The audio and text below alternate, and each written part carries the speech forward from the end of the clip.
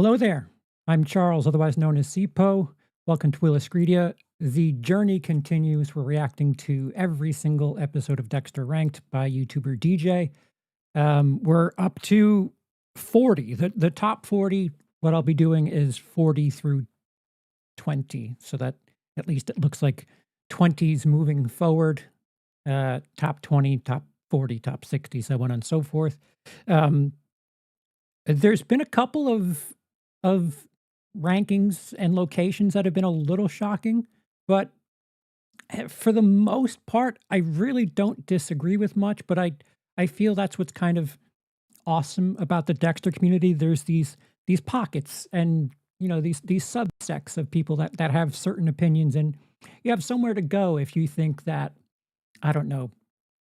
I can't think of something off the top of my head. Like, if you think Miguel is the best villain ever, there's a pocket on the internet that you can go to and speak with like-minded Dexter fans. But the general consensus for the most part is kind of samey. Like JDev. JDev thinks season 6 is right. All right. I think he's apologies, JDev. I know you have it one way or the other. I just have it backwards. I think he thinks season 8 is not the worst season.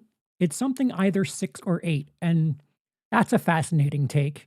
As always, no true disrespect meant at any stretch. If anything, I'm envious the amount of effort that it takes to edit every episode ranking and include footage that is appropriate for the thing that you're talking about. That's a task, and I certainly have a bunch of respect. Disagree at times, but that's fine. No one is expected to agree with me on everything, as long as we keep it nice and friendly. All right, without further ado, I've got to fast forward this. Apologies, I forgot this last time. Going from technically number 39, which should be 244, 55. Nope. As a character. Angel has a small subplot where the widow of a seemingly innocent victim of Dexter won't cooperate with him, until he uses reverse psychology to get her to admit that he had hidden guns. Solid subplot that basically just furthers Angel's skill as a cop. So this is season 2, episode 4. This is what he ranked at 40. And yeah, I unfortunately in OBS I can't fast forward to a specific moment, so I'm just waiting for this to kind of kick in. And it should be starting with 39, which I already have the spoiler that it's episode 612, the finale of season 6. For 39, this is the way the world ends. This is by far the highest rated episode of season 6 by the fans, being 0.7 stars above the second highest rated episode from this season. And if we're being real, it's because of the last 30 seconds. Not to say that this episode isn't great on its own, but the rest of this episode isn't that much better than the other episodes in season 6. Hey, look, another painting, this time destroyed. Yeah, I agree with all of this. I think it's the same reason that people hold the season 7 opening in a much higher regard. It's moments. And if you take that away, what really is this episode? Again, with that mentality, New Blood should be considered an incredible feat, because that episode, for the most part, is interesting, intriguing, and then that last 20 minutes happens, and I think that's what ruins it for everyone. So if we're going by moments, I think maybe we should step away from that and realize that, I don't know, judge a thing on its whole, I guess. Here I say, as we're judging every single episode. Hell, this isn't even my highest rated from this season. After Travis leaves Dexter to die in the ocean, Dex is able to make it onto a boat with a bunch of Spanish immigrants. One guy tries to rob everyone, but Dexter is able to kill him and make it back to Miami safe. Another one. We don't know if he's guilty of murder. Extortion, yes. But I think we're up to, what, 5 now? 5 innocents? Deserves to go to jail? Absolutely. But murder? Safely. One thing I do like about post-season 4 Dexter is that he... Oh, wait, I think he held a gun. My memory's all foggy on that. But, again, look at how many witnesses he does this in front of. Dexter gets really, really sloppy towards the end. Just casually kills more people.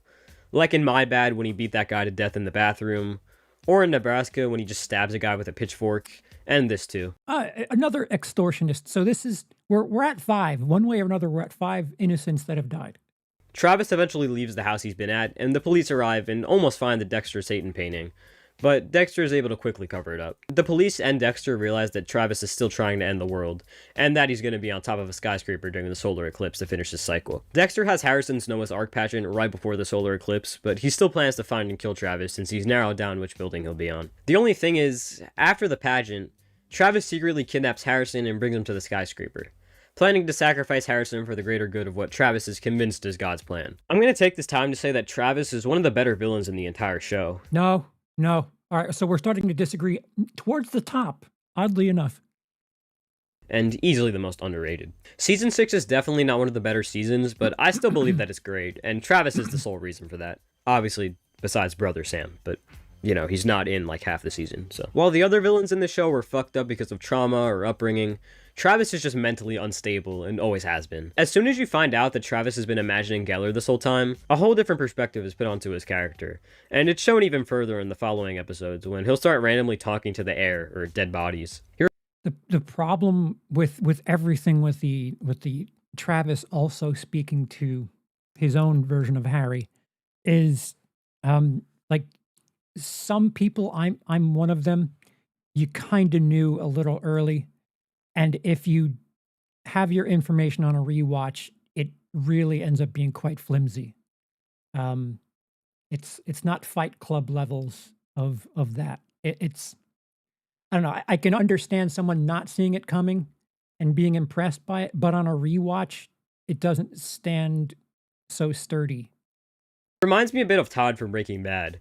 None of his kills seem malicious in intent. He does it all for what he thinks is God's plan, and that makes him one of the more interesting villains in my opinion. I'm obviously not saying that Todd does the shit for religious reasons, but he doesn't exactly seem like he I genuinely am kind of fired up to see this guy's Breaking Bad stuff. enjoys it. That's what I'm trying to say. Anyways, Travis brings Harrison to the top of the skyscraper and is literally about to throw him off, but Dexter gets there in time and begs for Harrison's life. Travis says he'll let him go if Dexter submits himself and injects himself with the tranquilizer, so Dexter agrees. Harrison is put in the elevator, and it seems like Dexter really did sacrifice himself.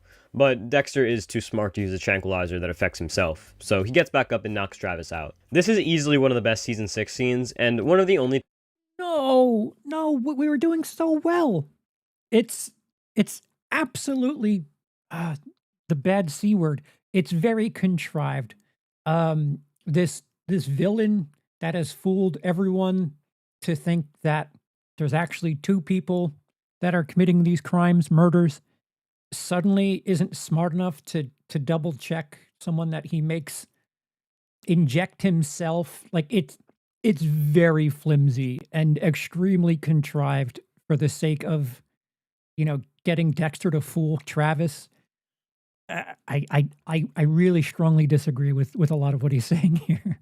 times where it genuinely feels like something is on the line. Later on in the day, Dexter All right, so I disagree, but for different reasons. I agree with his sentiment that stakes are really what makes, taking the journey with these characters like worth it.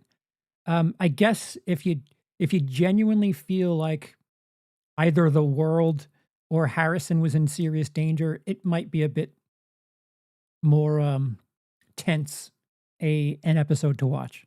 goes to the church to finish Travis off once and for all, but Deb comes to talk to Dexter and knows he's there since she told her to do some blood work, and she may or may not have seen Dexter in the very middle of one of his kill rituals. Ending his season on this is brutal. I wasn't there when this episode came out, but I did take a few weeks off of this show on my first viewing between season 6 and 7, and even that was pretty brutal. Such a great cliffhanger, and I would say this is probably season 6's best scene overall. Now, this would be season 6's best episode if the whole Deb being in love with Dexter thing wasn't continued and made even worse. Deb goes back to her therapist, and she really wants to tell Dexter that she loves him, and of course the therapist just goes along with it. The way the script is written in this scene is just so gross, honestly. Thankfully, the show has Deb find out about Dexter right after this, because I can't imagine Deb genuinely falling in love with him. This episode definitely feels like more of a Dexter season finale than season 5's. An amazing end to a great season. Number 38. Amazing. That's a word to use. 38 is 205. The Dark Defender. I'm always going to love any episode that focuses on the backstory of Dexter's mom and Harry. This episode reveals that Harry wasn't a random respondent to the crime scene where Laura Moser was killed, and that Laura was actually his informant. Dexter learns this by finding old tapes of Harry and Laura talking about a drug bust, which fuels Dexter's anger, which he tells Lila about. Lila, being the master manipulator she is, Lila's mom, you gave birth to a master manipulator, basically tells Dexter to go and confront the one free killer of his mother. I don't really know if Lila knew this was fueling Dexter's addiction more, but there's still clearly a larger intent here than just wanting to help the guy. This is actually the first time we really get to see how terrible Lila is, when she tells Dexter how she literally burned her ex's house to the ground. Interesting foreshadowing. Thankfully, Dexter kind of realizes this, so he pretty much goes back to Rita for a single scene at the end, which is satisfying until you realize it just gets much worse next episode. You actually can't be too mad at Dexter being with Lila here, though, since Rita's mom actually does tell Dexter to stay away from the family after she finds... How wild that you could, Lila's wearing a shirt, very definitely wearing a shirt, but you could also see the bra through the shirt. The Temptress uniform, I'm telling you. Out about his addiction. As annoying as this character is, this is the one thing she was hauntingly right about, and Rita should have listened to her. A cool contrast that I noticed between Lila and Rita on my rewatch is their hair. Rita has this light-colored, inviting blonde hair, while Lila's hair is the complete opposite, basically showing us which side is good and which side isn't, if it wasn't already glaringly obvious. Oh yeah, and I haven't even mentioned Dexter's confrontation yet. Dexter and Lila drive out to where one of Laura's killers owns a bar to confront him. Before we get to that, I want to mention some phenomenal cinematography in the scene of Dexter and Lila driving. Dexter's face is green the whole time while talking to Lila, but a hint of red flashes on Dexter's mouth the second he lies. Sorry if I'm overanalyzing this face color symbolism stuff, but it's super well done if you pay attention to it. Anyways, Film theory. Dexter basically jumps the killer, and it's one of the few instances where Dexter's emotion really shows.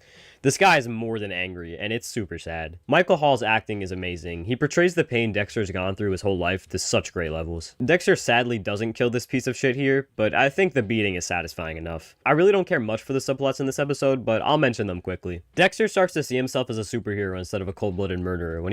Or, see, this is...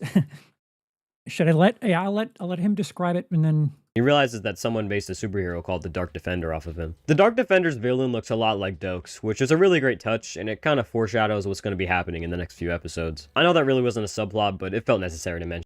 So, what I've said recently is that not only do the writers feel this way, but a lot of fans in the Dexter community feel like Dexter is the Dark Defender and have lost track of the fact that our character's flawed and shouldn't be able to do everything and not get away with everything. There are times you'll hear me say Dark Defender, and it's more something that I put on the creators and the writers that, they just think that because it's Dexter, he could do whatever he wants. And he's not the Dark Defender. He's not Batman. He's quite flawed. At least. Speaking of Dokes, Maria is worried that he'll do some stupid shit because he just killed a man, but he reassures her that he's fine. Which is pretty sad when you think about how overfixated Dokes becomes on Dexter, which makes him look like he's not fine when he really was. Deb is still letting her PTSD get the best of her, and she dumps her boyfriend who she thinks wrote a book about her. But Lundy tells her that he's a children's writer, which makes Deb feel like a dumbass. The scenes with Deb and Lundy are also great here, like the one where Lundy stops and eats his lunch at 1 o'clock. Lundy is such a great character, and his bond with Deb is as well. How often do they make Deb feel like a dumbass for thinking one thing and then she gets her head shit on? Like that? There's that moment. There's the moment where she thinks Lundy is trying to seduce her in season 4, and that's not true. There's another one that I can't think at the top of my head what it is, but they really repeat a lot of the things that they do in these seasons. It's wild. Number 37. Do you see what I see? A crucial episode where both of Dexter's main season 7 plotlines go to shit. Uniform. And they're both equally as good. I know a lot of people complain. Light shirt, dark bra.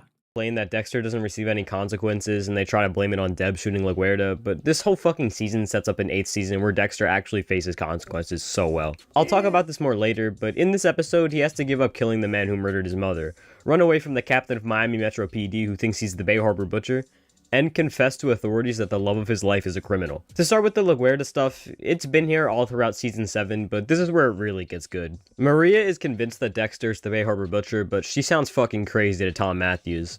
So he has a talk with Dexter where he tells him LaGuardia's theory. So Dexter makes up some bullshit on the spot about Dokes having a boat. Dexter, of course, plants a boat key and evidence that has Dokes' fingerprints on it, proving to Matthews that Dokes had one. But Maria is still in denial since Dexter could have easily planted those prints, and she tries to convey this to Tom, but now she looks even crazier than she already did. Man, this sounds familiar. Type a statement that Sergeant Dokes is on administrative leave pending an internal affairs investigation. Quick spoiler warning for Better Call Saul. This is the same thing that Jimmy does to Chuck and Howard in that show. And it makes me realize how similar Dexter and Jimmy really are. They're both insane at their craft, but don't exactly do things in a very legal way. And while Jimmy doesn't live by a code, if he did have one, I think the first rule would be the exact same. If only Dexter could have gotten an ending like Jimmy. Please, Resurrection, I'm fucking begging you. Anyways, earlier in the episode, Dexter finds out that Hector Estrada has been let out on parole, so he plans to kill him. While Dexter isn't exactly killing people as much as he used to, that's because he doesn't need to anymore. He still wants to, like when the person who made him the way he is let free, but he really doesn't have to. He's able to get a hold of Hector and gets him on his table in a shipping container, but Hector accidentally reveals to Dexter that the person pushing for his parole was Maria LaGuardia, and Dexter instantly panics and we get a really great chase scene. I completely forgot about this plot twist, and it's honestly such a great one. If Dexter wasn't careful enough, this could have been the end right here. Although that would have been really lame, let's be honest. Well, not as lame as Dexter killing Deb, riding his boat into a hurricane and becoming a lumberjack, but I digress. The rest of this episode focuses on Hannah, and don't fall asleep yet, because it's actually good this time. Due to the tip given to Deb by Hannah's father, she goes to Arlene's house and basically says that if she doesn't snitch on Hannah, then she's going to prison. Arlene doesn't want to snitch on Hannah, and Hannah doesn't want Arlene to go to jail, so she comes up with a better solution. Drug Deb. Hannah goes to Deb's house to talk to her about Dexter and slips a large dose of her medication into her water, which makes her fall asleep at the wheel before she's able to make it to Arlene's house. When Dexter gets to the hospital, he and Deb realize this, but he's still in denial because of his love for Hannah. He confronts Hannah over this, and she obviously lies and gets mad at Dexter for even thinking that she could do such a thing. But when Dexter's lab results come back, he turns Hannah in and gives her one final kiss before she's arrested at her house. This final scene is satisfying, shocking, and great for Dexter's character development. In any other season, Dexter would have killed someone if they were putting Deb's life in harm. Yeah, thank God they didn't bring Hannah back or anything like that, or make all of this worthless, right? But he's become so emotionally attached to Hannah that he can't kill her. The only thing he can possibly do is turn her in, which becomes even worse when Hannah literally tells Dexter that he should have killed her. A really good penultimate episode for a season that set up a great final season that ceases to exist. Fair. Number 36. About Last Night. This season having an episode where there's actually something to talk about is so refreshing. For reference, at the time of me writing this, Dexter goes off Netflix in 3 weeks, so I'm literally watching and reviewing 3 to 5 episodes a day, so I finish it in these few weeks. And this is not easy to do with season 3. I think it's a great season, but most of the episodes really aren't too different from each other, so when I'm writing review after review after review, at a certain point, I'm basically saying the same things over and over. So thankfully, the season actually gets really good at the end. As we saw in the final scene of 308, Miguel has clearly gone off the rails and decides to kill Ellen Wolf without Dexter's permission. Dexter finds out about this pretty quickly after getting to work and seeing Maria continuously call Ellen. He goes to her house and finds blood, then goes to the only place Miguel knows to dispose of a body, the graveyard. Lo and behold, Ellen Wolf's corpse is just rotting there. Dexter then has lunch with Miguel, and while he does apologize, he still isn't fully in agreement with Dexter since he thinks they have different definitions of innocent. Now, Dexter still needs to investigate Miguel further before killing him, so he decides to bring Ellen's body to the surface instead to scare Miguel. Seeing Miguel's reaction to this might be the most enjoyment I've had watching this season so far. Miguel tells Dexter how smart of a guy he is and that he needs to put his trust in him, which is eerily similar to what he told Rita earlier in this episode when discussing Syl. Well, actually, they're not eerily similar. They're exactly the same. Once Dexter finds out that Miguel told Rita this, the puzzle pieces finally start to fit. Dexter takes the shirt that could incriminate Miguel in the Freebo case and tests the blood, and it comes back as cow blood. We now know Miguel is season 3's master manipulator. Miguel's mother. You gave birth to a master manipulator. Then we have Deb's plot with the Skinner that I actually prefer in this specific episode. Obviously not due to the Skinner himself, he's still a terrible villain. It's because of how Deb and Quinn handle the situation. Anton has been taken by the Skinner, and Deb is clearly distraught about this because she's doing anything in her power to get Anton rescued. They pick up one of the Skinner's employees for questioning, but once George King is brought up, the guy literally begs to be deported instead of talking to him. They then find George and keep him in questioning, but they're not able to get anything out of him, even though literally everyone can tell he's their guy. The PD is forced to let him go, but Deb still has something up her sleeve. She brings George's employee home, but tricks him by cutting the tree in front of his house and almost scaring him to death, which is a Dexter-level scheme that works really well. The employee spills info on where Anton is, so Quinn and Deb rush there and arrive just after the Skinner is able to run away without being seen. The door is completely locked shut, so Quinn's solution is to literally drive his car into the building to save Anton. I'm sure there was a better solution, but that's what makes this scene so great, so I'm not complaining at all. Episodes like these are what makes slower seasons like this worth it entirely. Number 35. That night, a forest grew. The whole season, and really the whole show, have basically led up to the events of this episode. Dokes' character is completely based off of his genuine hate for Dexter, which has been shown from the very first scene he's in to the very scene where he's blown up. I don't know if it's hate so much as it's distrust, a general unease for. This episode, Dexter sees that Dokes is done playing, and it's looking like he might possibly get Camilla fired since she lied about the case for Laura Moser's murder. And Dex is now fed up. Dokes can tail Dexter for months straight, but once he fucks with Camilla, it's over. Dexter's elaborate scheme in this episode is probably one of his smartest moments in this entire show. He lies to Dokes to make him think that a guy at a crime scene is guilty due to the blood spatter. But the guy is innocent, and Dexter uses this to manipulate Dokes into acting like an asshole to the guy and arresting him on false charges. Dexter then writes a blood report, which is the exact opposite of what he tells Dokes, and makes LaGuerta believe that it was done the previous day, which gets Maria to think that Dokes is more crazy than he actually is. This scene is super entertaining to watch. And these types of scenes where Dexter has some crazy scheme are always entertaining. Yep. They're very similar to the Slip and Jimmy schemes from Better Call Saul. Dokes is obviously not happy about this and confronts Dexter. So Dexter casually headbutts Dokes and walks into the lobby like nothing happened. Dokes runs in and beats Dexter's ass until he's taken away, and Maria fires him right there. Honestly, one of the best scenes in the entire show. The dialogue's amazing, Dexter's plan goes well, and it's basically the breaking point of Dokes, where he goes from obsessed with Dexter to literally dedicating his entire life to making sure he finds proof that Dexter's the Bay Harbor Butcher. Oh, yeah, then there's the rest of the episode. It's pretty good. Dexter has sex with Lila like 5 more times, most notably in Dexter's apartment, which is where Deb and Lila meet, while Lila is casually shirtless. Deb thankfully does not We're not giving credit to the "pardon my tits" line.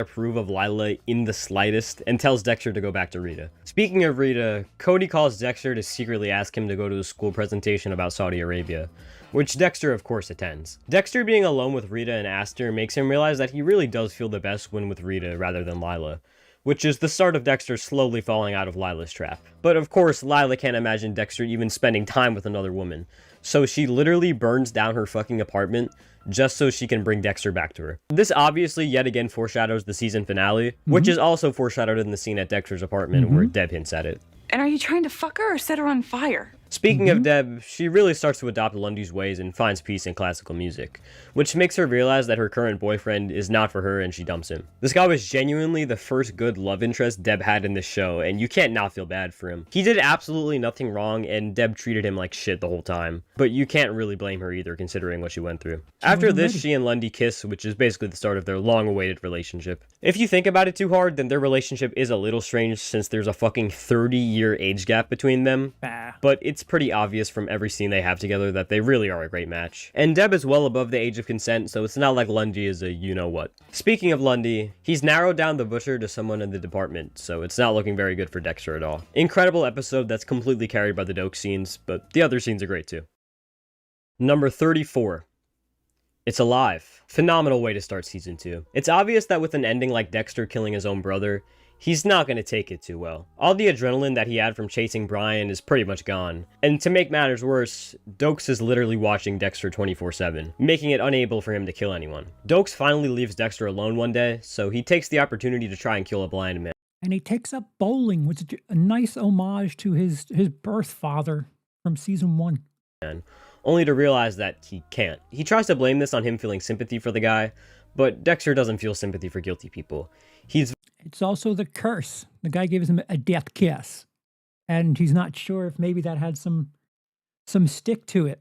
Very clearly just rusty and not in the best form. Back to Dokes. His back and forth with Dexter is super funny, Especially when Dexter switches to an adult website to act like he got caught looking at that instead of researching people to kill. Nice tips. Just to fuck with Dokes. Throughout the episode, we see flashbacks of times Dexter tried to feel alive, like when he almost shot his dad, or when he almost fell off a building. Some of the only times where he's able to feel human. And this same feeling is recaptured at the very end of the episode when he sees on TV that all of the bodies he's dropped in the sea were just found. This gives him the adrenaline he had in those flashbacks, and it's the first time he's felt alive since being with Brian. Onto the other characters, Deb is acting like she's completely fine when she's really not. The whole town is being weird to her, and she gets into a fight with some guy at a bar because of the anger that she's kept inside her for so long. And I can't blame her because she went through so much. And finally for Rita's plot, this is the last time we ever see Paul. Because he fucking dies. No. I almost feel bad for Paul in the scene where he's playing Candyland with Aster and Cody, because the one good thing about him is that he always seemed like a good dad. I guess besides when he threatened them to Rita, but that was more mental abuse for Rita than the kids. I don't really feel bad that he got killed in jail because he did deserve to be in a jail like that.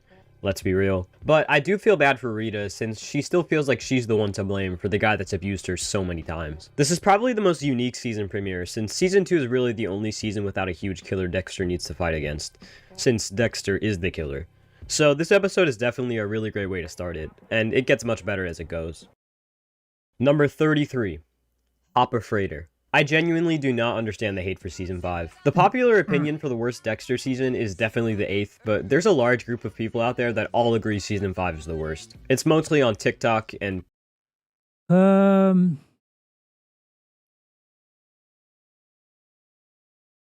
Season 5, so much potential with the Lumen plot, but they should have switched Season 6 and 5. Lumen was too soon after Rita. I don't disagree with that, but I don't know why that would make it the worst. Season 8 is 4? What? Whose is this? Resurrection has a chance to be top 3? I don't know if you have Season 8 as top 4. I need to know what the fuck you're talking about. Season 3, 9th. What?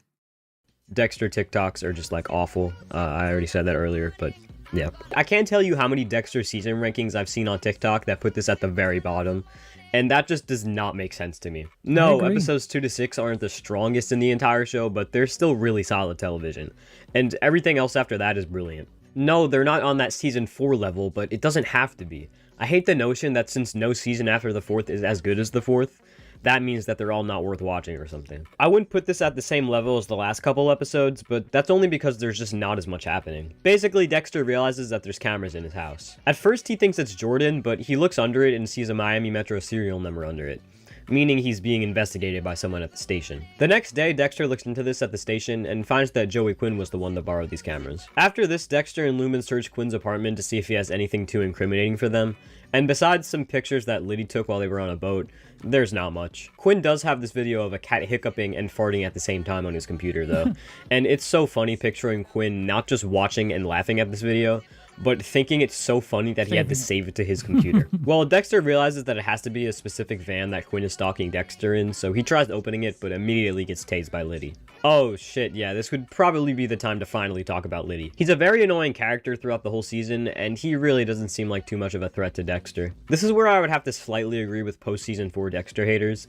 After we've seen Dexter beat someone like Trinity, Liddy just does not seem like a threat in the slightest. Especially when the guy gets fired by both Quinn and Miami Metro. Liddy working for Quinn was the only time he possibly felt like a threat, since Quinn directly knows Dexter and everyone close to him, and he was already on record for being suspicious of Dexter. As soon as Quinn fires him, then Liddy is just working on his own, and his scenes are just really lame.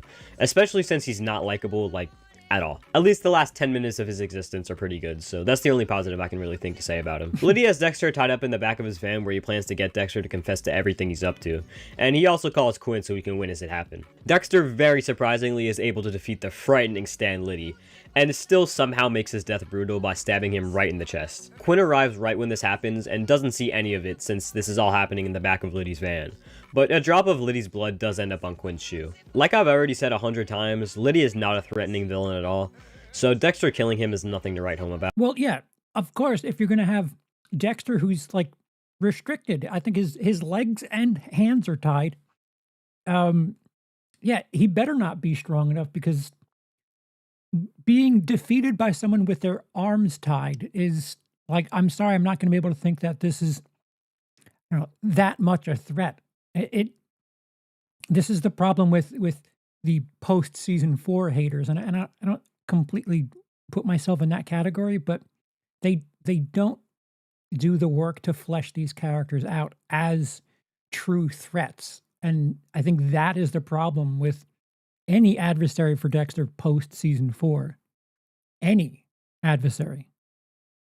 But it's still a very entertaining scene, especially when the blood drops to Quinn's shoe. Oh, I also forgot to mention that Jordan Chase is kind of holding Lumen hostage while all this is happening. Emily basically tricks Lumen into going to her house so Jordan can kill Dexter and Lumen, but Lumen shows up by herself, which pisses Jordan off. Jordan tries to kill Lumen, but Emily tries stopping him, so he instead kills her, then kidnaps Lumen and disappears before Dexter gets there. Emily is a really tragic character whose death was inevitable. It's not exactly a surprise that the guy who manipulated her for her whole life is the one to kill her, but it's still pretty sad. Back at the PD, Deb is able to get a warrant for the arrest of Jordan after this very unnecessarily drawn out scene with LaGuardia. Deb goes to the private jet that Jordan was supposed to be on, but he never showed up, telling us that he really did disappear with Lumen. Deb also has a theory that the vigilante who's killing all these rapists is actually a former victim, and her strong male counterpart is helping her, which seems really stupid. I don't really know why she would ever think of some dumbass shit like this. Amazing episode, but it would be a top 3 season 5 episode if more happened.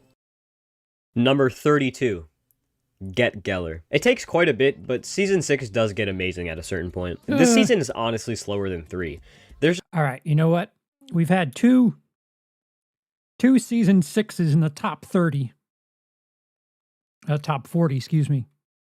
And there's a little too much season 2 slander, if I'm being frank.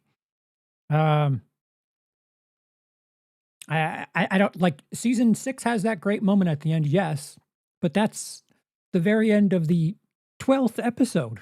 So now we're talking about episode 9 of season 6. What is happening?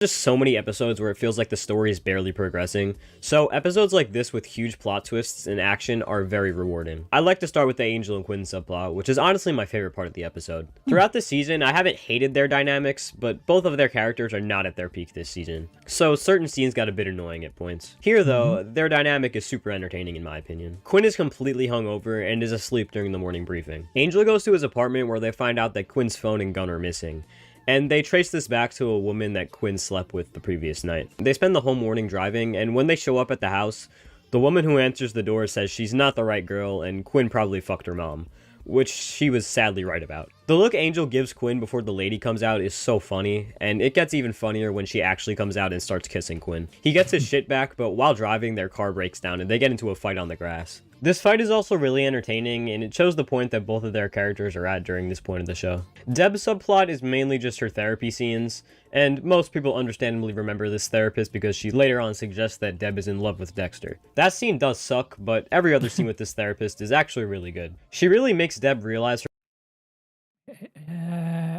I don't agree. The therapy's kind of weak.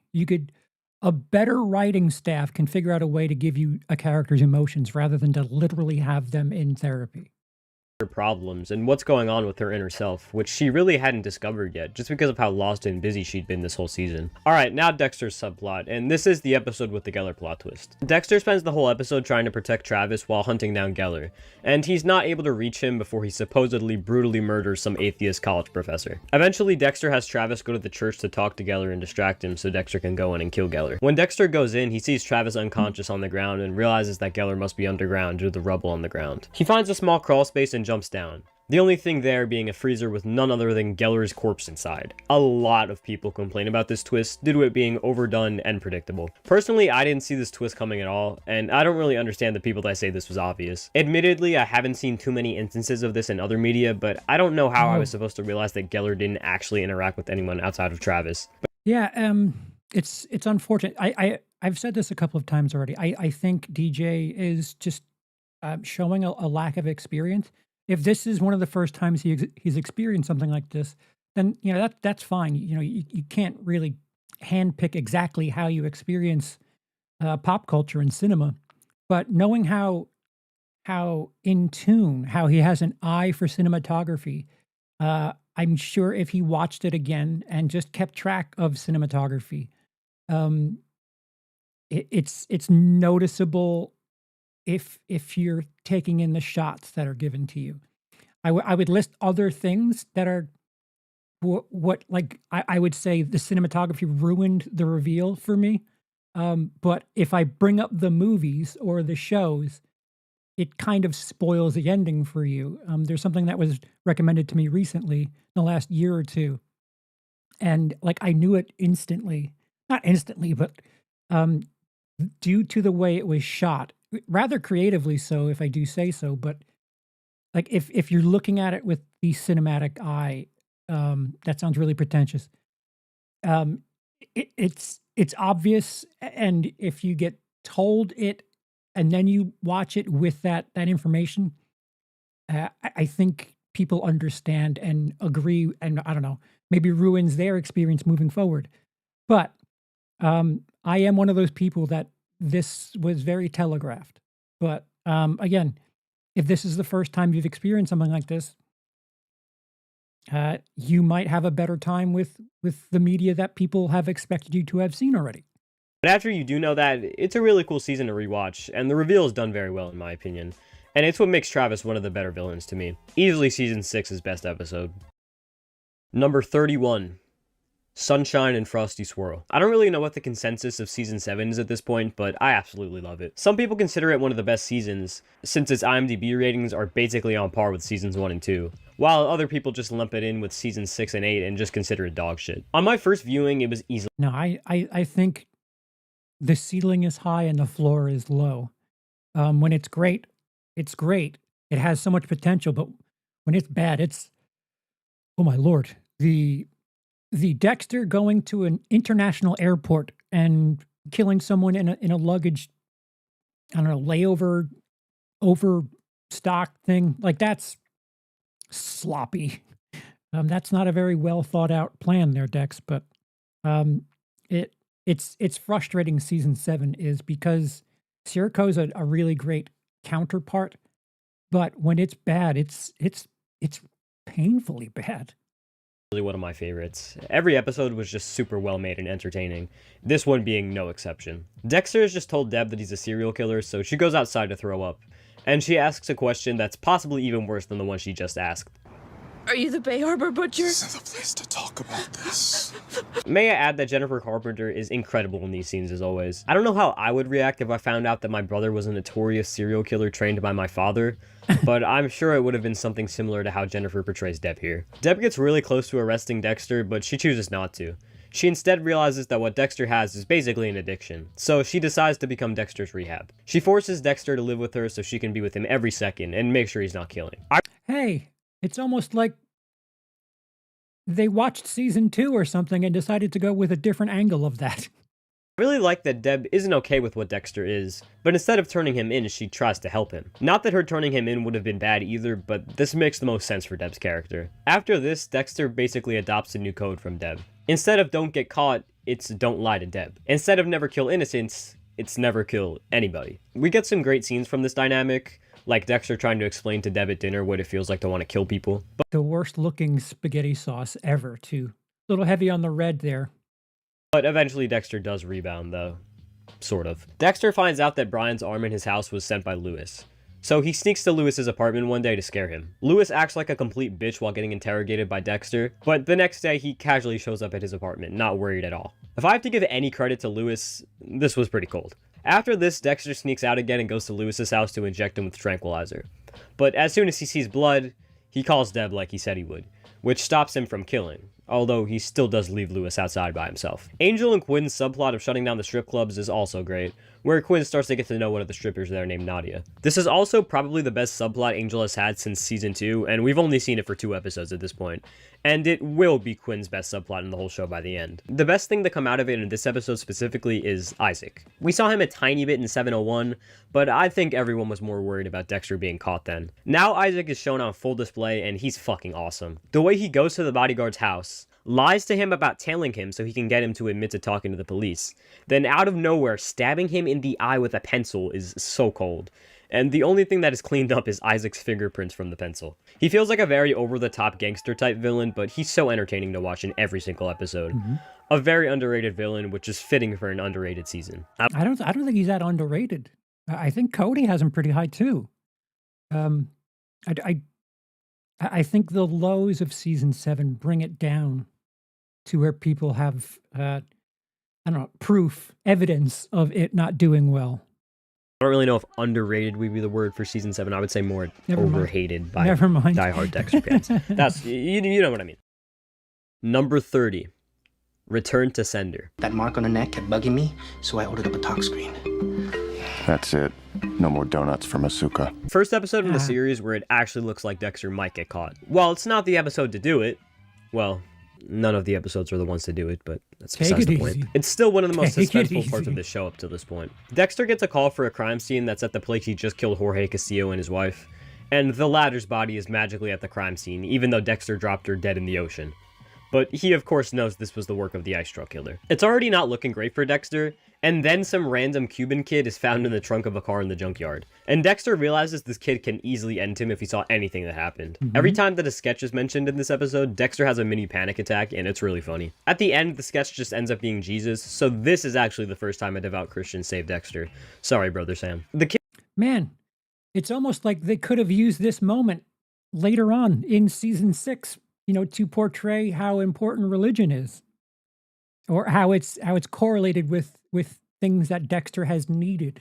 It also bonds a lot with Maria this episode, which makes her want to have kids. Something that's never mentioned again, so I don't really know why they tried doing something with it, but it's cool to know that the show used to give Maria good subplots. Deb is also convinced that the killer wasn't Jorge Castillo, and that it was someone who felt a connection with the ice truck killer. She tries to tell Dokes this, and at first he doesn't believe her, but he has her come to his mom's house for dinner, and I think this makes Dokes see Deb in a better light, and he starts to listen to what she has to say more. Only problem is, Dexter is fucking cooked if Deb's theory actually goes anywhere. Dexter responds to this by planting Jorge's blood on a piece of evidence, so it makes it seem like he was the one to kill his wife. This ends up working, but Deb pretty much hates Dexter now, since he basically went out of his way to prove Deb wrong. I understand that Deb was right about this, but in her mind she's wrong because of the blood.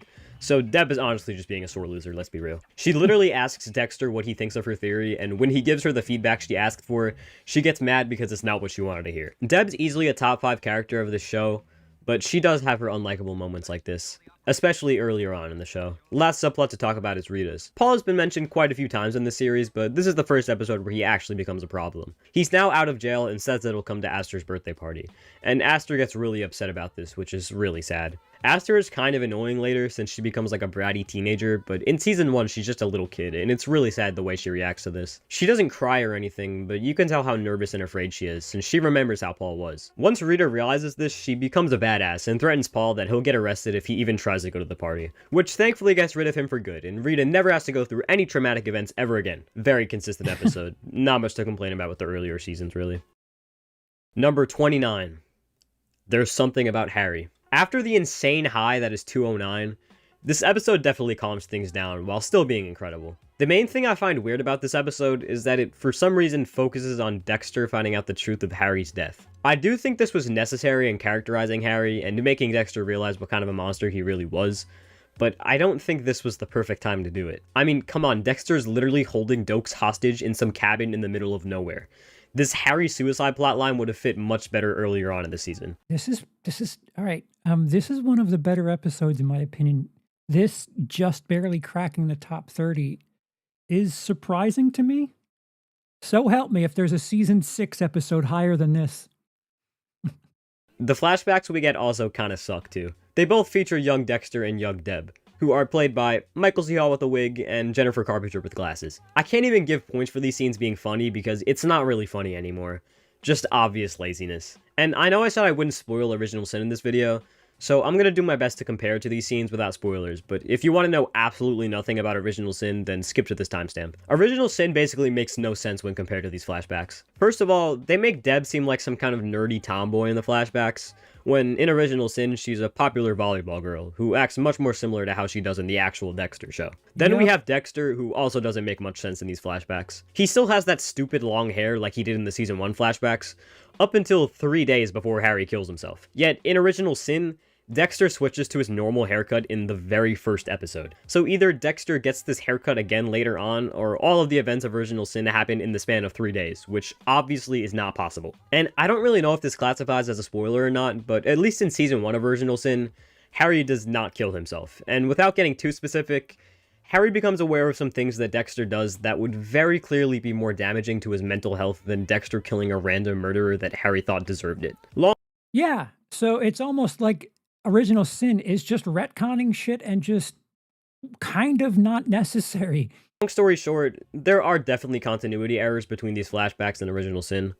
But I can't take too many points off since I doubt the Dexter Season 2 writers knew that a prequel would be produced 17... No, don't give Season 2 any gripes. If anything, all of your gripes should be geared towards Original Sin. Why would you take points off of something that was written in 2008, 7, for something that they could very definitely do something about in 2024? That's not fair. Years later in the future. But these flashbacks do still suck, though. Now on to the actual good parts of this episode. Of course, Dexter and Dokes' dynamic. It's the only reason I care about this episode, and I know for a fact it's the only reason you care about this episode. Lundy and Deb fighting is cool and all, as well as Angel getting manipulated by Lila, but those are nothing compared to the scenes with Dokes in the cage. At the end of 209, Dokes tells Dexter that he either has to kill him or let him go. So Dexter comes up with a third solution, which is framing Dokes. As we all know, this plan obviously doesn't come to fruition, but I don't really know how Dexter would have made it work anyways. Dokes would have just told the PD that Dexter imprisoned him, which would lead to an investigation on Dexter, which probably would have got him caught. Anyways, Dexter drugs Dokes and smears his fingerprints on some tools that he dumps into the ocean. But while drugged, Dokes tells Dexter that his father was a nutjob, which prompts Dexter to do anything he can to find out what that something is about Harry. In Dexter's next visit, Dokes tells him that his death was covered up. So Dexter goes to Matthews, who tells him that Harry killed himself. Hey, listen, suicide is obviously awful, and none of you should ever think about harming yourself. It's really never the answer. Unless you're Harry Morgan. I never liked Harry on my original Dexter viewing, but especially after Original Sin, he's easily the most insufferable person in the entire Dexter universe. Wow. Nobody can maintain being such a terrible cop, father, husband, and teacher as well as Harry does. I'm not going to say Harry killing himself makes me happy. Anyways, later on, when Dexter kills a drug dealer and frames Dokes for it, he realizes that Harry killed himself because of what Dexter had become, which massively changes his perspective on the guy. Overall, an amazing episode, but it is solely because of the Dokes scenes, I can't lie. Oh, not Number solely. 28.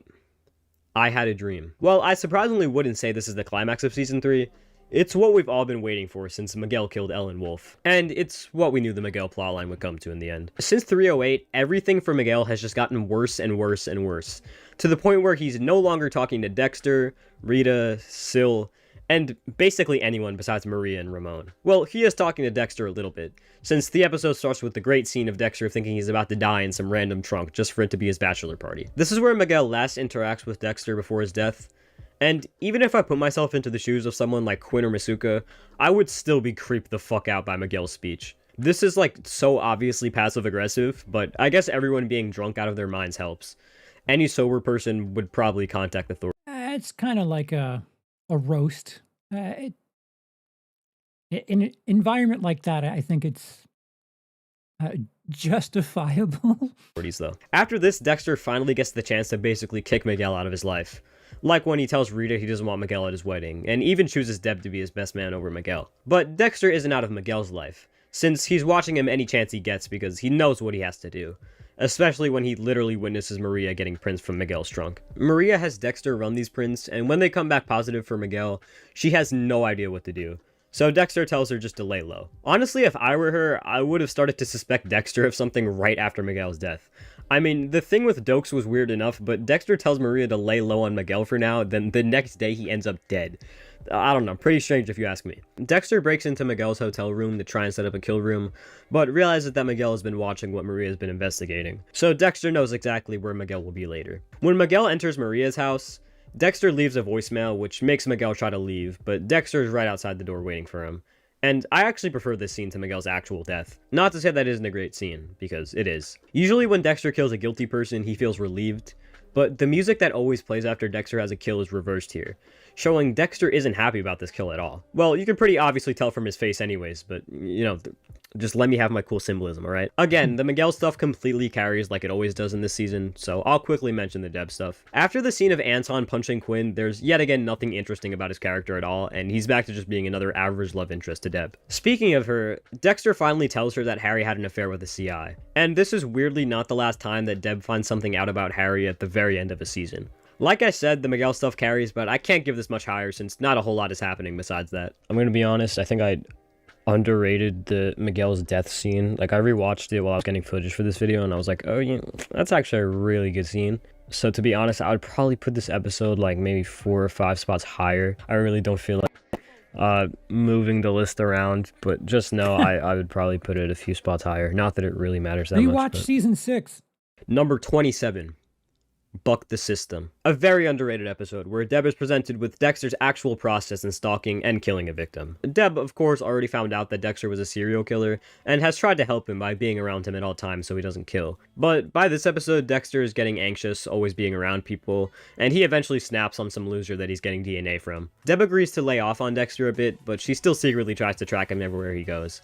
And since Dexter's the king of stalking people, he notices pretty easily when Deb does it. His way of combating this is showing Deb the person he's stalking and the case, which is Ray Spelter. He explains to her that whenever Ray shaves his head, he's getting ready for another victim. Deb gets pissed at Dexter once more because she still believes the PD can handle this, and Dexter doesn't have to do what he does. But Dexter explains that the PD would take too much time, and a victim of Ray's could be dead by the time they have a warrant and all. Deb forces Dexter to keep busy by going to Hannah McKay's house with Angel, while she gets surveillance cards on Ray Spelter. This, of course, ends up in the demise of an innocent woman and Ray getting away, since by the time both Dexter and Deb are able to get to his house, he's already killed his victim. Not that Ray is a main villain, but he's one of the creepier ones for sure. Yeah, I was just going to say that of the gnarly guy of the week, although I think he's a 2-episode arc, he's one of the best. His like House of Horrors thing is right out of any modern horror movie, and modern by today's standards, not even modern by 2010. His character, his villain, pretty strong. I don't know how you would stretch that much longer, but one of the better kill of the weeks. The way he interacted with this girl was so strange. I would have left this house as soon as I saw it was wrapped in plastic. The scene of Dexter and Deb in his house is also great, where Deb almost becomes one of his victims before being saved by Dexter. While all of this is great, I do have to be honest and say that the downfall of Lewis is easily my favorite part of this episode. In 702, Lewis pulls off his one and only badass move in the whole show by pretending he's scared of Dexter, then showing up in his apartment the next day. So all Dexter does is mail 2 packages at the beginning of the episode, and it literally ruins Lewis's life. The first package we see is Brian Moser's arm that has a long history at this point, with a note that reveals that Lewis was the guy who bought the arm on eBay. Masuka is the one to read this, and of course gets pissed and fires Lewis. As soon as Lewis comes home, he's then greeted by the second package, which was delivered to Jamie. A DVD copy of Lewis having sexual acts performed on him by a worker. Jamie identifies the shirt he's wearing in the video as the one that she gave Lewis, so she basically assaults him, then dumps his ass. This obviously makes Lewis incredibly angry, so he goes to Dexter's boat to fuck it up. And he's of course confronted here by the Koshkas, which leads to an insane scene. Isaac and Lewis interacting just does not feel real. And it's even funnier how Isaac is the one to just casually shoot him in the end, and then everyone pretends like he never even existed. I honestly wouldn't be able to tell you if the guy is even mentioned in the show at all after he's shot. That's how much the writers just wanted to get rid of his character. Super entertaining episode. The first half of season 7 is honestly even better on rewatch. Number 26. Do you take Dexter Morgan? So after the death of Miguel, you might be wondering, what else is there for Dexter to do in this season? And yeah, so... And after maybe 10 minutes of thinking, you might possibly remember that this Skinner exists. And he's not even what makes this episode good, like, at all. The things I love about this episode are the consequences of Miguel's death, Dexter dealing with Ramon, and Dexter getting married. The episode literally starts with Miguel's body just showing up at a cemetery. And even though Miguel deserved it, this is still a sad scene. A, because Miguel was an incredible character, and B, because it's clear how much the people of the PD really respected Miguel due to everyone's reaction when seeing his dead body. Speaking of reactions to Miguel's death, Ramon is convinced that Dexter was involved and starts threatening him. He proceeds to tear apart his apartment and then tail Dexter when he has Aster and Cody in the backseat. Thankfully, Dexter is much smarter than Ramon and gets him into a car accident, which is a super crazy scene. Later in the day is Dexter's dinner rehearsal, where Ramon casually starts pointing his gun right in Dexter's face. Not just in front of his family and friends, but, multiple cops. I know the guy was drunk and everything, but he is a cop, so he has to have some kind of intelligence. But it really doesn't seem like it at all. Dexter then visits Ramon while he's locked up and tells him that if he keeps acting like he's acting, then his kids are just going to remember him for that instead of being an actual father. Dexter was planning on framing the Ellen Wolf murder on Ramon, but this actually works instead, which shows Dexter that he doesn't have to solve everything in a violent way. Well, now Dexter's problem is gone, and he can happily get married, right? Well, you thought wrong, because... Wait, hold up. Yeah, who was it again? Not making a good case for this being stronger, although he did say he'd bump 311 up. I don't know if I would have 312 anywhere in the top half. Oh, yeah, Trinity. Wait, no, not Trinity, no. Shit. The fuck was his name? He's not the villain. Oh, right, the Skinner. Yeah, right, the Skinner. He kidnaps Dexter and brings him to some abandoned cigar shop. Then Dexter tells him he killed Freebo, then breaks his hand, but still fucking murders the Skinner because the guy's a terrible villain, yada yada yada. Listen, maybe this scene would have been cool if, the Skinner was actually a good villain, but... I don't know, Dexter playing mind games with him and staying absolutely cool during that, it was kind of badass. He's not, so I genuinely just don't care at all. Dexter and Rita's wedding is obviously incredible, though. Seeing Dexter just be amazed when looking at Rita in her dress is enough to make a grown man cry. And the actual wedding is amazing, too. Seeing everyone this happy after everything that happened is a little weird, but it's still a nice scene. Especially at the end where Dexter's blood drips on Rita's dress, foreshadowing what's about to happen in Season 4. Then we have Deb, who has finally been recommended to get her shield by Angel, until he realizes that she slept with Anton and is being investigated by the DA. In the heat of the moment, she says to Angel that she knows he got with Barbara because he was looking for a hooker. So Angel proceeds to walk into LaGuardia's office and just bluntly tell her that he got with Barbara because he was looking for a hooker. Angel is far from a sociopath, but I gotta be honest, this guy is almost as awkward as Dexter sometimes. And it's even funnier when it's him, since it doesn't happen much. But of course, this was only just so he could tell Maria about Deb and Anton. Just has bad luck. But for the first time in the whole show, Maria is actually nice to Deb and gives her the shield. Although 312 isn't in the top half of season finales, it's easily in the top half of season 3 episodes. And an amazing episode and closer overall, which is really one of the only happy season closers left in the whole show. Number 25. Run. I gotta be honest and say that the first act of Season 7 is on par with Season 1. Most big Dexter fans are the ones who say that the show is only really good in the first half. But your average viewer of the show, if they even make it to Season 7, would tell you that Season 7 is easily one of the best. And I gotta agree with the average viewers here. I do understand that Deb catching Dexter does take a little bit of the fun away from this show, and how it's always been. But unless you wanted Dexter to become an episodic TV show, then something like this had to happen eventually. And I still believe this season is incredibly entertaining, even if it's not completely like the original Clyde Phillips seasons. And even then, Dexter's kill of Ray Speltzer in this episode is one of his best ever in my opinion. This guy was only really a villain for a few episodes, but he made a fucking impact. First of all, they did a really good job on picking his actor, because he might have the most punchable face in the history of punchable faces. And second, he just fits this season very well for what's currently happening. Dexter is trying to get Deb to accept him for what he does, since he believes there's genuine good in it. And after Ray Speltzer kills an innocent woman, Deb admits that he's right. But thankfully the cops are able to get Speltzer into custody. Here we have what is probably the best police work done in the entire show. Maria flailing a head in front of Matthew Perry back in season 1 was pretty good, but this is on a whole nother level. First, Angel talks to Ray and gets him into his misogynistic mindset, where he pretty much calls Deb a bitch and wishes she would stop talking. This is already pretty crazy, but when Deb comes in, she shows Ray a picture of his mother and uses his childhood trauma to get a confession out of him. Once she says that Ray enjoyed listening to his mom be with other men, he snaps and tells Deb he should have killed her like he killed his victim. Angel and Deb cooked so hard on this, which sucks because he's let free a day later since he never said he accepted his rights. Deb gets really mad about this, but it does give Dexter a golden opportunity to get rid of Speltzer again. He starts vetting him again and plans to set up a kill room in his RV, but Speltzer catches him and is able to knock Dexter out. When he wakes up, Dex is in Speltzer's ultimate maze, and we get this line. I don't run. I make people run. This is a really cool line, but I am not in danger, Skylar. I am the danger. It could be a complete coincidence, but at this point, Dexter had not only lost like 7 Emmys to Breaking Bad, but the ratings of both shows basically flipped, and Breaking Bad's season 4 was more highly praised than Dexter ever was. Yeah, get back to me on when you watch Resurrection and that showdown in episode 7. So I really wouldn't be surprised if they took inspiration, since they're basically the exact same line. Then Dexter tries to escape from Speltzer's maze, which is not easy, but this is Dexter we're talking about. Later on, Deb attends the funeral of the girl murdered by Speltzer, and she sees Speltzer himself smirking at the casket being carried from a distance. She gets very reasonably pissed at Speltzer and tries to fight him, but Angel is able to take her away. For being such a minor character in the grand scheme of the show, Speltzer is easily one of the most unlikable. He's such a fucking freak that enjoys the pain he puts his innocent victims through. Even someone like Trinity or Brian Moser probably wouldn't attend their victims' funerals and smirk from a distance. When Dexter hears about this, he goes back and is able to kill Speltzer once and for all. And we get probably the most underrated scene in the whole show. Even though Dexter has continued to kill, he's starting to realize through Deb that some things eventually need to come to an end. So he decides to say goodbye to his blood slides. This is pretty sad to see since they were a staple of the series. But we saw what happened in season 2 and what is literally happening in this season with Maria. So this was obviously for the best. This is also the first kill since like season 4 where it actually feels like Dexter is the one killing the person. Like when he hilariously mocks him.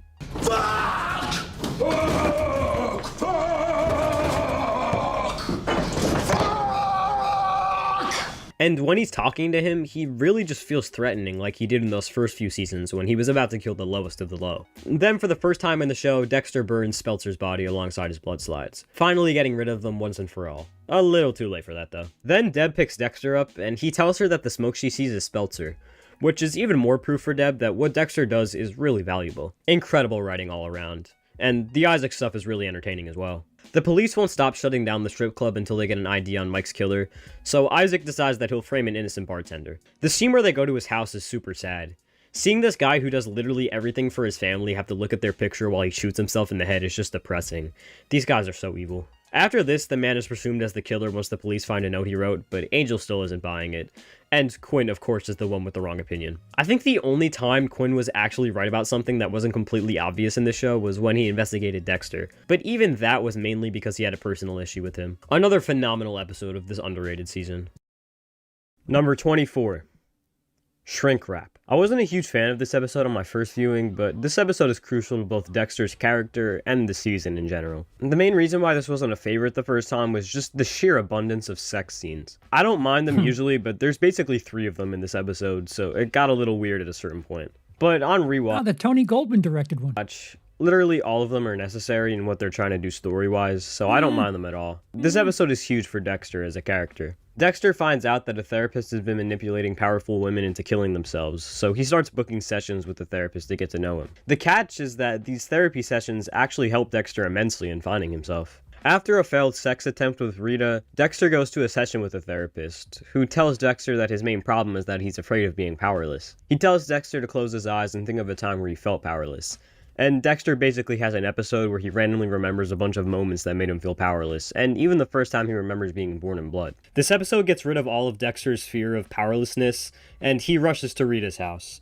And that's about as far as I can go explaining this scene on YouTube. This event not only develops Dexter's character in this sense, but I think it also develops Dexter's definition of love and his love for Rita, who just thinks more highly of him after this interaction instead of less highly. I also love the cinematography when Rita is talking to Dexter and telling him that he can never do anything wrong. You see her bright face and blonde hair while Dexter is two-faced, representing the life he shows to Rita and the life he lives while alone. You can tell how much Dexter's learned now, because the next time he goes to the therapist's office, it's the happiest and most relaxed you'll basically see Dexter in the show at all. Dexter then tells the therapist that he's a serial killer and proceeds to kill him, which is a really great scene. This therapist was honestly one of the worst people Dexter ever killed. Not only was he completely responsible for the deaths of 3 women, but he actively encouraged them to kill themselves, overprescribed them on addictive drugs, and made them suffer for extended periods of time, which even some of the most brutal killers in this show don't do. Speaking of manipulating strong women, let's move on to Deb and her new boyfriend Rudy. The scenes of Rudy are another huge reason why this episode hits twice as hard on rewatch. I really didn't think he was the killer at first, and I thought the reveal that he was the killer was a bit rushed. But the amount of foreshadowing they do for this is insane, and so obvious on rewatch. Literally from the first scene that this guy is in, which isn't even in this episode, they're already hinting at him being the killer, alongside every scene he's a part of in this episode. Especially the scene where he rubs Deb's legs with oil. They did a perfect job on making this guy as creepy as humanly possible, while still keeping the mystery pretty hidden. But yet again, so obvious on rewatch. It's also just really sad seeing how connected Deb is to him. She's literally too afraid to tell people about their relationship because she's afraid of losing him. You can tell by his face that even Rudy feels bad for what he's about to put Deb through. It's so depressing, and it's the reason why Deb never finds real love for the rest of her life, in my opinion. And on top of all of that, the writers gave Maria a good subplot. This episode feels like a fever dream. This is probably the most badass you'll see Maria pre-season 7. She does anything she can in this episode to get Perry to confess that he's not the killer, to the point where she's literally flailing a corpse's head right in Perry's face to fuck with him. It's moments like this that are why I do like LaGuardia's character overall. I understand why most people don't, though. And this is also further proof that she's a really great detective. I've seen people say she's only got to power because of politics, but that's not true at all. If she wasn't a great detective, then she wouldn't have gotten in the position to use politics to her. The problem is in the beginning, like I think of it, it might have only been in the pilot, but she was something of a implied floozy. Like she was flirting with Dexter in the very, very beginning, and the implications there was perhaps she was someone that sleeps around to get ahead. So I wouldn't say it's exclusively to politics, and I'll agree that, you know, they've kind of gone on different directions with how they want you to perceive her character, but I wouldn't say it's one thing that's carried throughout. Advantage. Going back to the Rudy reveal, this final scene is basically warning us that everything after this is just going to get so much better than it already is. And while that is true, this is still such an incredible episode. Not just for character development, but for entertainment as well. Number 23. Roadkill. Up there with Let's Give the Boy a Hand and My Bad for the most underrated Dexter episode. This is legitimately the second lowest rated season 4 episode by the fans. Are we watching the same episode? Trinity has one of the craziest backstories out of any character in this entire show, and it's all revealed here. Dexter goes on a trip with Trinity to Tampa to help build a house for the homeless, which is funny because this isn't the reason why Dexter nor Arthur are going. Dexter is going so he can kill Trinity, and Trinity is going so he can kill himself. On the way to Tampa, Dexter ends up telling Trinity that he accidentally killed a man, which changes his mood from annoyed to excited very quickly. As soon as Dexter tells him this, Trinity is enthusiastic about their trip and tells Dexter he has a surprise for him the following day. If Arthur doing this funny-ass dance wasn't a good enough surprise, then him bringing Dexter to his childhood house where his whole family was killed is also pretty good. This is an incredible scene. One, for the comedic effect of Trinity and Dexter just breaking into this random Korean family's house, and Dexter continuously apologizing, and the incredible backstory that Trinity explains. Watching this for the first time and realizing that Trinity's kill cycle is completely based off of how his family died was so incredible. And as awful as Trinity really is, his backstory is so heartbreaking, especially with his dad who blamed his sister and mother's death on him and called him a pervert. After this, Dexter and Trinity go to a restaurant connected to the science convention that Dexter is using as his alibi. And I really don't like this scene because of the part where Trinity forces himself into some innocent family's table and starts telling them about how he went to the house where his whole family died and almost tells them that Dexter killed someone. I just didn't feel like this was too necessary, and it's just cringeworthy on top of that. But the rest of this episode makes up for that. Dexter finally has the time and materials to murder Trinity. So he makes the kill room in his hotel room, then breaks into Trinity's room to capture him. But he's nowhere to be found. Dexter realizes where Trinity is, so he rushes to the build and sees Trinity standing at the very top of the house. He proceeds to fall off, but Dexter saves him and holds on to him for a few seconds. In these few seconds, Dexter thinks about what he should do. If he should savor the kill, or if he should use any opportunity he can to let Trinity die. Now, whatever his decision ended up being would have been fine, but since he spent so much time thinking about it, the rest of the builders show up and help Dexter save Trinity, keeping him alive once more. I'll talk about this more in a later segment, but it's Dexter's selfishness that leads to the eventual outcome of Season 4. Now, throughout this episode, we also see many instances of Rita closely bonding with Elliot, the next-door neighbor, which reinforces Brian's quote that defines this season. You can't be a killer and a hero. It doesn't work that way! I also really enjoy the Deb subplot where she's been taken off the Trinity case due to personal involvement. So the whole time, she basically uses Quinn as her tool so she can actually run the case. This makes for some really funny moments. Which quadruples our old white guy quotient? It's gotta be something else we can do. Some other angle. DNA sweep. And eventually Masuka helps Deb in finding out that the person who really shot her was around Masuka's site, ruling out Trinity as the shooter and putting Deb back on the case. I don't know what to say at this point. Season 4 just has the best plot out of any season in this show, and the more that the episodes relate to Trinity and the mystery of Lundy's murder, the better they are. Number 22. Teenage Wasteland. You see, this is what I wanted from Season 5. Addressing the insane situation that just took place, while also furthering the current plot, and doing so in an incredible way. Dexter is starting to have these meetings with Jordan Chase where they work out while trying to help Dexter get through his grief. While Dexter is dealing with his grief through these meetings, it's not as Jordan thinks. Dexter is using these meetings so he can find any proof that Jordan is actually guilty of the Barrel Girl murders. After a few meetings, Dexter notices a necklace with blood that Jordan keeps in his locker. So while he's in the shower, Dexter takes a sample of the blood and it comes back positive for an alive woman. All of these scenes with Jordan are super great. Jordan is such a fun character to watch, and Dexter's missions to collect the evidence are amazing as well. While all this is happening though, Aster shows up to Rita's house with a friend, and we get a super weird dynamic. Aster and her friend are drunk preteens covered in makeup who have no idea who Lumen is and why she's even in Rita's house. This whole sequence of events is a little stupid, but not comparable to the season 8 dynamic between Dexter, Hannah, Zach, and Deb. I actually do really like Aster coming back, since it shows that the writers haven't completely forgotten about Rita, and her kids not being in the show did make it feel a bit empty as well. This is also probably the first episode since Lumen was running away from Dexter that she's actually likable, since she really helps Dexter deal with Aster's return throughout the episode. Another great thing about Aster's return is that Dexter actually once again receives consequences for abandoning his family. While Dexter is out getting evidence from Jordan Chase, Aster and her friend disappear, which Dex and Lumen presume was a kidnap, as well as everyone's favorite next-door neighbor Elliot. Dexter makes sure the cops get on this, but this forces him to admit that he's been seeing Jordan Chase. The cops eventually find a van that was seen at Dexter's house, which belongs to Aster's friend's father. When he gets to the police station, Dexter's about to beat the fuck out of this guy, which makes me really happy. I'm glad Dexter has these great fatherly traits, which I doubt he really had in the previous season. They end up finding Aster and her friend at the beach where they apparently shoplifted, so they go back to Rita's house to get their shit. It's then revealed that Aster's friend actually gets abused by her father, which is noticed by Lumen since she can tell by the marks. Thankfully, Dexter takes initiative and beats the ever-loving shit out of this guy, then tells him to divorce his wife and never come back. This might sound weird, but I got chills from this scene. Seeing Dexter stick up for a kid getting treated like that is so heartwarming, honestly. I know he spent this whole season being a vigilante, but he doesn't kill this guy. He assaults him, then warns him to never go near his daughter again, basically saving her from more continuous years of trauma. The next day, Dexter drops Aster and her friend back in Orlando, and we get to see the first time Dexter says "I love you" to someone, which also gave me chills. Okay, yes, he did technically say it to Harrison a couple episodes ago, but it's not like that guy has much of a conscience or anything. Dexter finally saying this to Aster makes me beyond happy, especially since they haven't been getting along too well for the last few seasons. The only thing this episode was really missing was a Cody cameo, let's be real. The final scene is also fantastic, where Jordan Chase calls Dexter's phone to ask for another meeting since he knows exactly what he did, and when Lumen picks up, he knows exactly who he's talking to. After saying his iconic Tick, tick, tick. That's the sound of his life running out. He mentions Lumen by name, scaring the fuck out of her and putting no doubt in anyone's mind that he was behind these barrel killings. Such a phenomenal episode. I don't understand why so many people think season 5 is the worst. I mean, it's obviously not the best, but when you have episodes like these, it's hard to say something like season 8 even comes close. Number 21. Yes.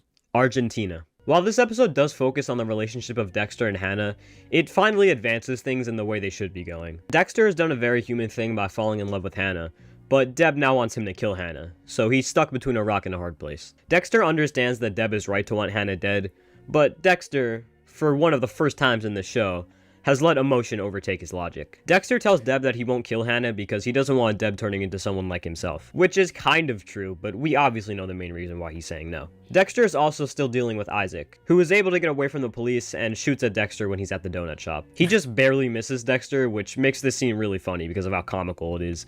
It feels like it should be in a cartoon. It gets even worse when Dexter goes into Isaac's apartment to kill him and meets another guy trying to kill Isaac. So Dexter slits his throat, then shows up to the crime scene a day later, with Isaac there sitting on the couch hinting at Dexter being the perpetrator of the crime the whole time. It's kind of insane that Dexter has come to this shit, but it's so entertaining, so I really don't care. Anyways, Hannah gives Dexter her car so he's not shot at by Ukrainian mafia members anymore.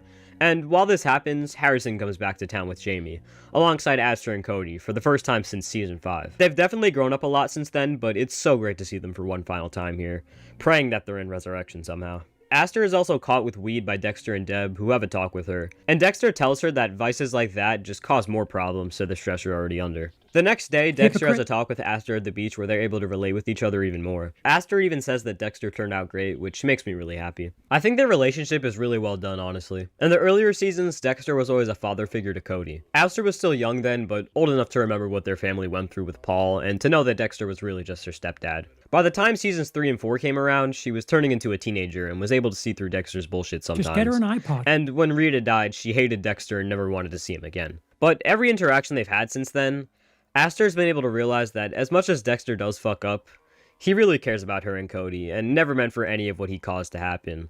So I'm glad they were able to leave things off on a positive note. Anyways, Deb recognizes Dexter's car key and puts together that Dexter is with Hannah, which makes her react even stronger to when she found out he was a serial killer. Dexter gets a bit confused by this, until Deb just spits out that she was in love with Dexter before finding out his truth. Now, I've already been over how bad of a plot point this was in Season 6, but I really don't have a huge problem with it in this specific instance. First of all, they had to address it somehow, and I'm glad they did it later, so we had a solid 7 episodes of quality television where we completely forgot about it. Second, she says it here, and maybe besides the death of LaGuardia, it really isn't utilized at all throughout the rest of the show, so this isn't like a revival of the plotline or anything. And third, Jennifer Carpenter's acting throughout this scene is so fucking good that it honestly makes you feel bad for Deb, even if the shit she's saying is really weird. Still a really great scene in my opinion. What's an even better scene is Dexter talking to Isaac in a bar, where it's revealed that Isaac is gay. This revelation makes everything that's happening to Isaac 10 times sadder, since we now finally know why he was so determined to get revenge for Victor's death. And it's just so depressing when he says he's had to keep this a secret from everyone in the Brotherhood in fear of not being accepted.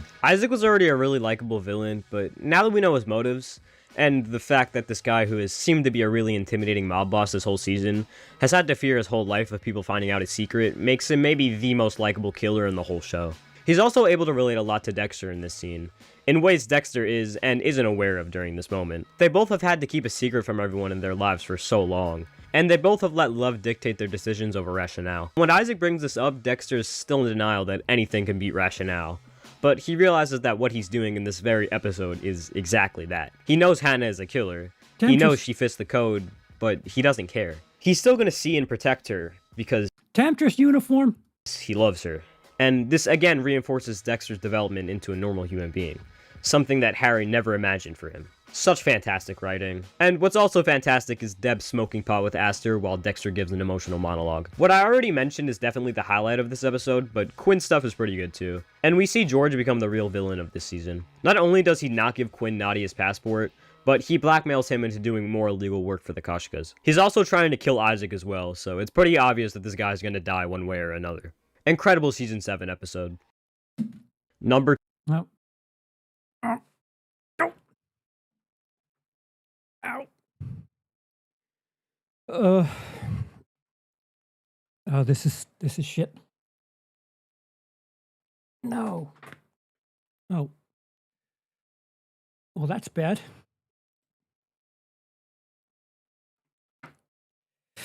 I lost a wheel. Pardon me. Guys, pay attention. DJ, the creator of this video, is in the chat. Click on that channel, subscribe, like this video, give all the attention needed and possible. Dude, fantastic work. I've said it a couple of times already, but to take something like this on and follow through with it is wild. The thing that I keep thinking about is the fact that you did this and started it and finished it before Resurrection started and uploaded it after it finished. Like that is that note alone, just daunting task. I think it's interesting. Above all else, it's just a further testament to how different Dexter fans are. Because I would say everyone kind of has blind spots. Like J-Dev, I don't know what the hell is wrong with you, J-Dev. Dislikes season 6 more than anything. Likes season 8 and has this weird sweet spot for Hannah. I have a blind spot for New Blood. And I would say off the top of my head, and it seems like you have something of a blind spot for season 5. But the fact that you're watching this stuff with film theory in mind, keep watching stuff. It's the only thing I can recommend, because when you watch a ton of things and you realize just how much people use cinematography and it influences things, it's an advantage, especially in the Dexter community, if you can let them know that this thing works specifically because of something they're showing you, or a color they're using, like that thing about the red light on Dexter's lips. Not even I noticed that. I'm not saying that. I'm not saying that like. But there's a ton of moments in Dexter when it's well thought out and good, that the cinematography is quite impressive. Um, to have that knowledge and to be able to lean on that, especially in the Dexter community, where sometimes it's just, I don't know, content milling, it is, I would say, something of an advantage, because I like this because that was badass is fun. But if you can say, I like this because the camera influenced me due to this thing, it's a bit more informed. I would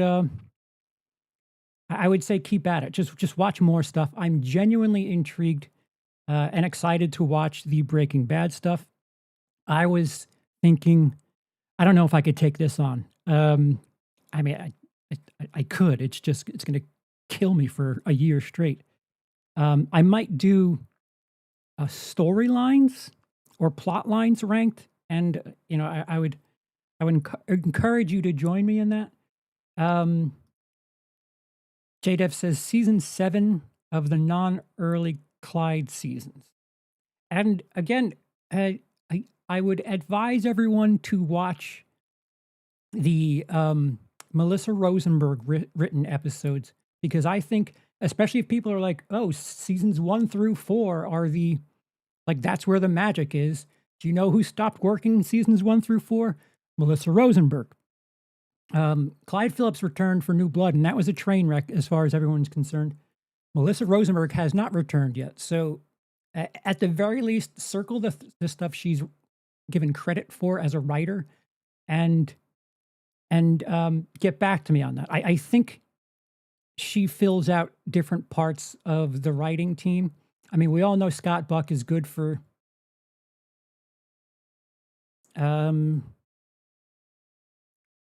male angled things. And we all know how much that's needed in Dexter. But the Melissa Rosenberg stuff is, there's a lot of meat on those bones. A lot of the drama that happens in seasons. I mean, she wrote season 1, 2, and 4, those season finales. And some of those big time arcs. Granted, DJ has episode 109 at 57th. I quite enjoy that episode, and I feel like it's fulfilling, especially considering that episode gives you the bowling angle, and bowling is something that, due to his birth father, Dexter kind of carries on, and over the course of the series, he's bowling.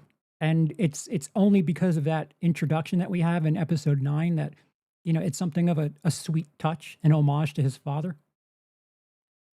Yeah, no, absolutely. And from a constructive criticism point, first of all, the season that Circo is in, I think that's your limit for amount of seconds for copyright stuff.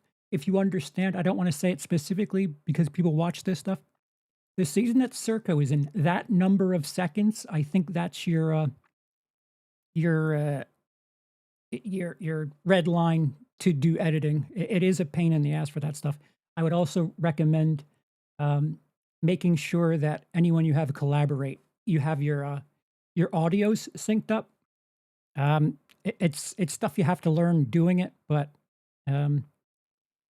just take it or leave it. It's just suggestions, opinions, whatever. But this is fascinating. The fact that we have 20 episodes left, that's essentially 12/8.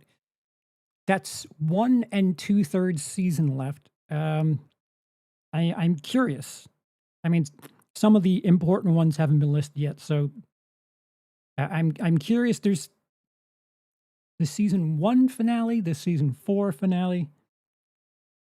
There's a couple there that, off the top of my head, I haven't even thought of doing something like this, so it's a daunting task.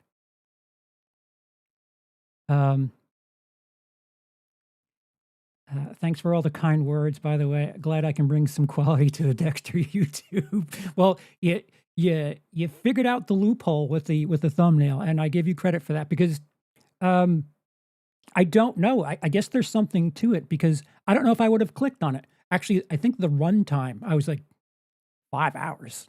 But you use the red box trick, which is it's something. First couple of episodes of season 8 had potential. Did they? I'm going to rewatch this video. I shown that I watched IR before. Didn't leave any comments. Thumbnail was originally different, but it got crazy views once I changed. Yeah, like if it ain't broke, right? It's I don't know if it's unfortunate or fortunate that it's this cheat code for Dexter YouTube, but it is. I learned the hard way. Season 3 on rewatch ages wonderfully. It's such a time capsule of everything in Dexter's life that makes him tick. Such a wonderful deconstruction. Give him a best friend. Yes. So another not like you're going to redo this all over again, but rewatch season 6 when you have the chance. And if anything, just watch Travis's interactions and watch everyone else's interactions with what's his face and the cinematography. If you're aware of it, it's a bit more obvious. I would say with knowledge of other things that have done similar tricks, you kind of know it, and it's just kind of it comes with watching a bunch of stuff.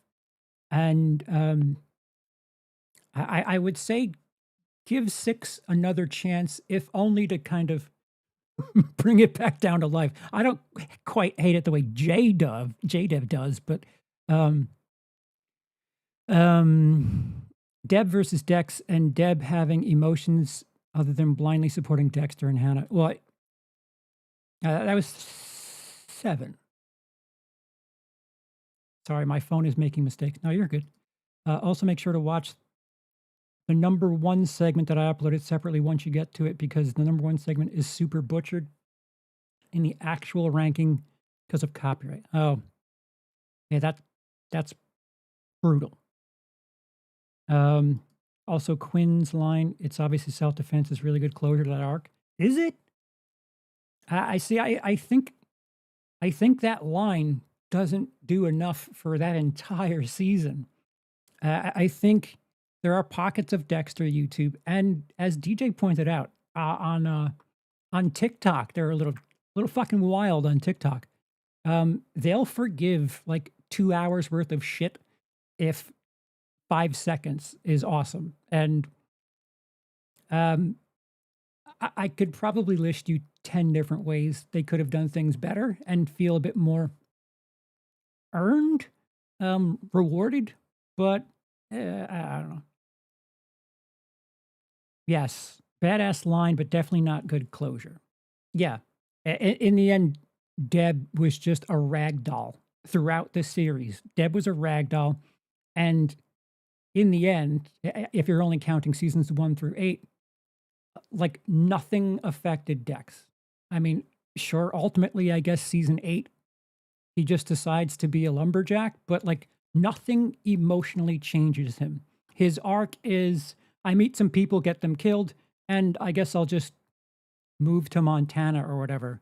Like, I'm sorry, that's not good enough.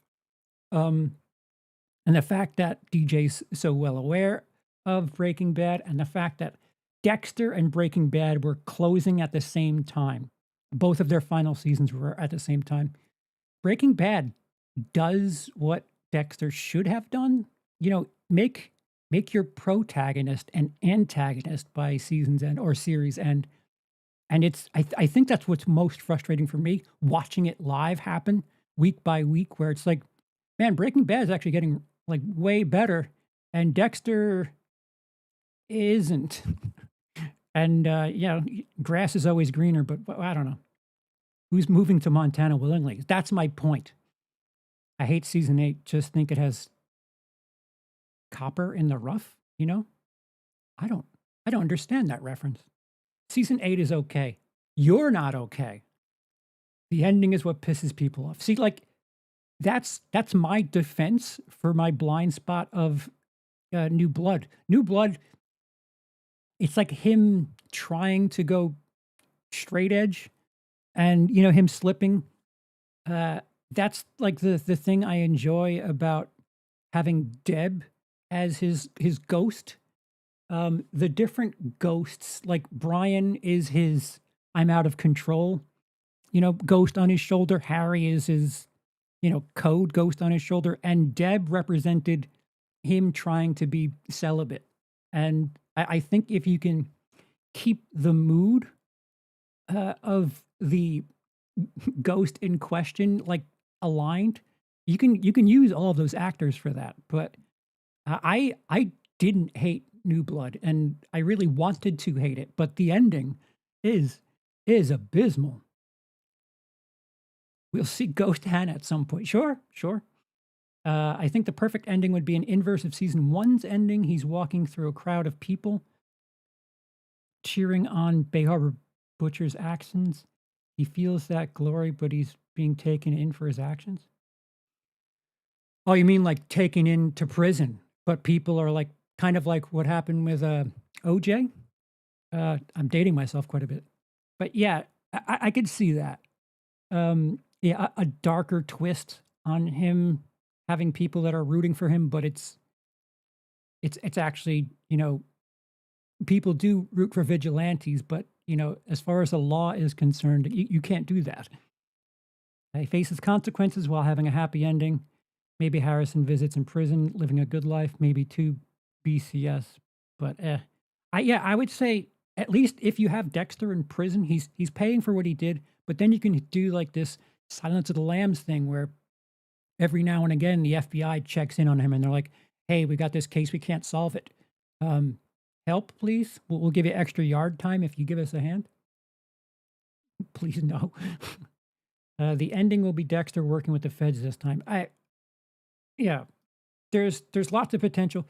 I'm sorry, someone was asking questions at like the 35 mark. I was trying not to pay attention, especially when DJ was in the chat. I was like, I can't get distracted.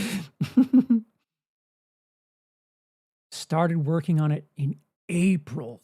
Holy shit. Brutal. Chris.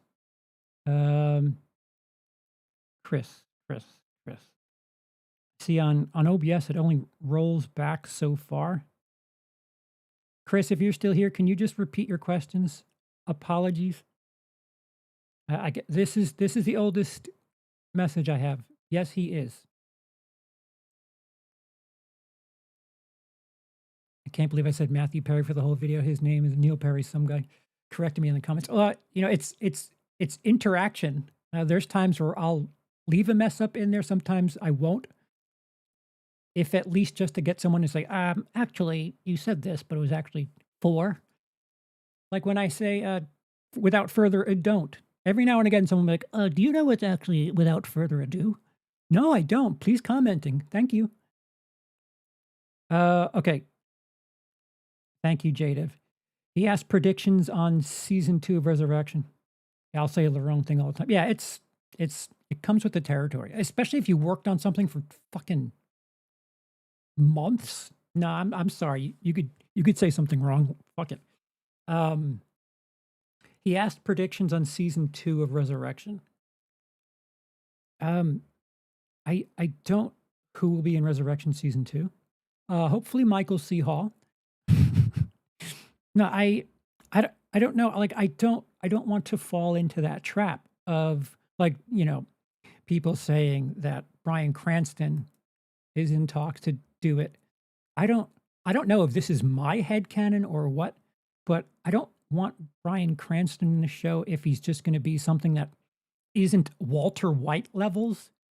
And it's kind of like the Freddy versus Jason mentality where I don't know if you can have one of those actors lose this fight, but I mean, they already had a Game of Thrones character lose. I'm trying not to get too attached to that. For me, this needs to come to an end that feels like it's the bottom end of an arc for Dexter, because as much as people enjoy it, as much as people have said, yeah, I can watch Dexter just you know run through all of the serial killers for the next 20 years. Yeah, but like what is fulfilling about that as far as storytelling is concerned? What what difference does it make if you're watching 50 episodes of him doing the same old shit or 10? It like the gluttony of more, I need it, it's more. Um, yeah, all right. Wouldn't you rather have 10 A+ episodes that wrap things up and like really feel rewarding for watching it rather than just 50 potato chips? Like I'd rather have a nice steak dinner with a incredible dessert, but it's only 10 episodes rather than 50 episodes of potato chips. I got to go. Thank you so much for the support. Hope you guys enjoy the rest of the video. Thank you, DJ. And again, click on the channel, subscribe, keep an eye on all the other stuff. I'm going to check out the Breaking Bad video at the very least, but dude, bravo. And I have 20 to go, and I'll reach out to you after I'm finished with that. But fantastic work. Bryan Cranston isn't going to be in Dexter. Why do you say that, JDev? Do you have an inside track on that? So while I'm waiting on you, I don't want like actors coming into the show to influence any of the decisions or like the expectations. I would just like them to wrap up Dexter's character. Like I guess some that would bring, a peak of interest from me would be something like bringing Aster or Cody back. Something that like feels like, first of all, stakes. You keep killing all these characters that, none of them are shaking Dexter loose. Like, oh, Angel died. What does that mean to Dexter?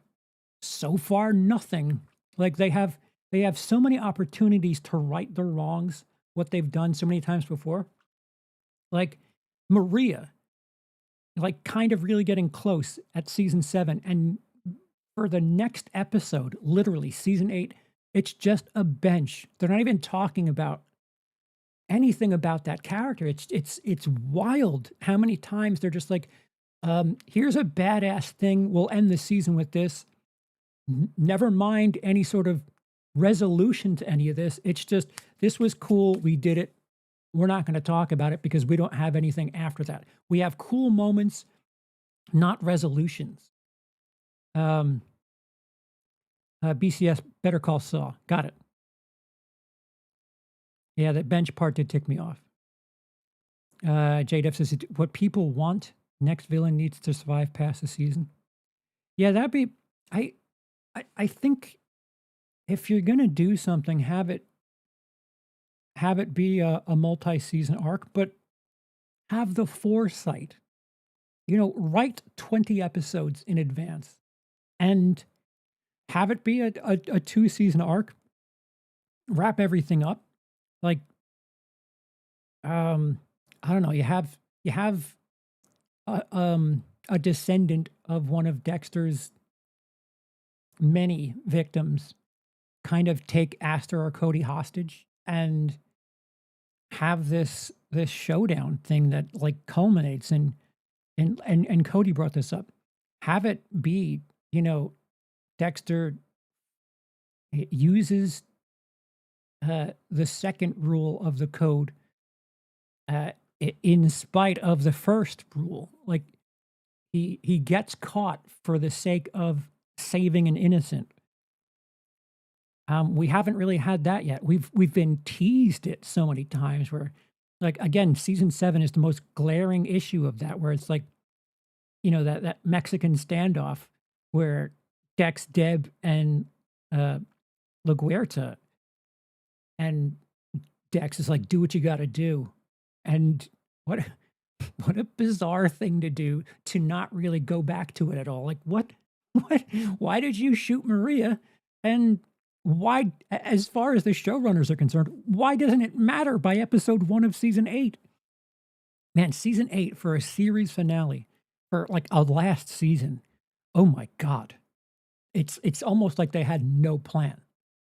So many characters that have built these strong relationships, like this strong conflict. So many of them have just been worn down.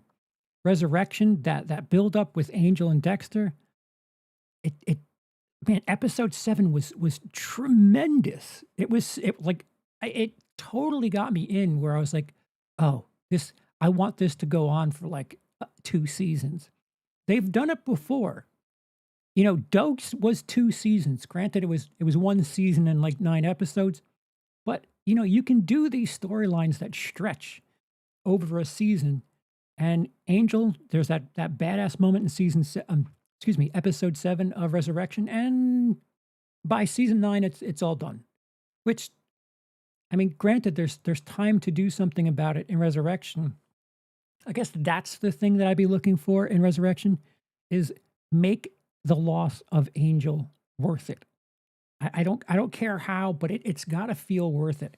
If the loss of Angel leads to Dexter getting caught, and it's, you know, not getting caught like New Blood caught where it feels like it means something, that would work for me. But they're running out of meaningful characters that make this thing feel warranted. And more for the people that just want to see Dexter take out Freak of the Weeks for, you know, 50 episodes moving forward. It's becoming more and more of that, but like that's not good dramatics. It's not. It's just you're watching a fighting game at that point, and there's no drama, there's no tension to that. If you know, Dexter the Dark Defender is gonna, get away with it or be victorious one way or another, whether it be him doing something or someone that he cares about steps in and either takes the bullet for him or takes the person out or takes the fall.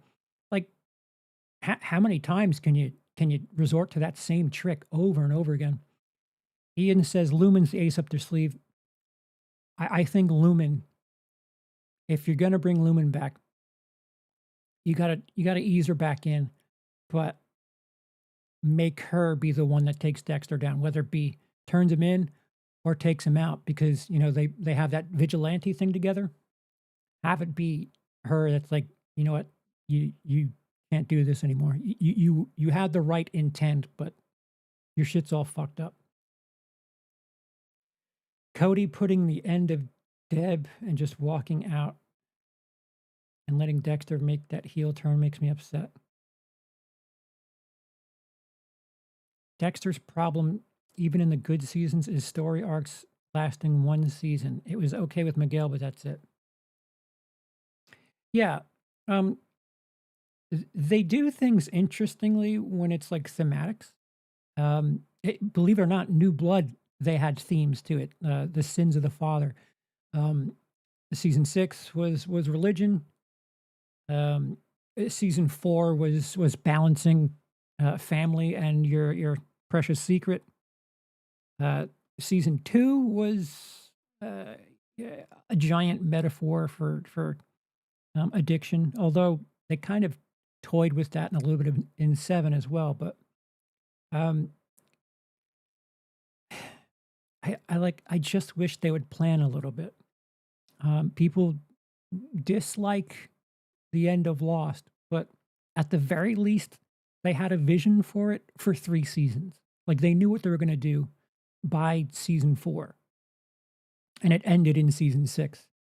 I think with Resurrection, you have enough information about what people are doing and watching. You could probably stretch this another 3 seasons. So Dexter Resurrection season 4.